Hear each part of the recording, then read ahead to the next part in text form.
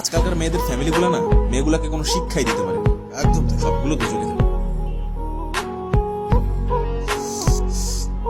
আর রাস্তায় যখন হাঁটে ওড়না বুকে না গলায় থাকে, আর জামা কাপড় এমন পরে ভিতরে ব্রাটা পর্যন্ত। ছি, ছি, ছি, ছি, ছি। পিছন দিক দিয়ে দেখলে তো সব পারিবারিক শিক্ষার অভাব, বুঝলেন?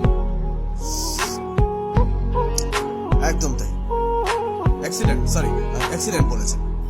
আপনার কথা মানতে বাধ্য হলাম ব্রো। মেয়েদের পরিবার মেয়েদেরকে কোনো শিক্ষাই দিতে পারেনি, কিন্তু তোমার পরিবার তোমাকে কিন্তু দারুণ শিক্ষা দিয়েছে।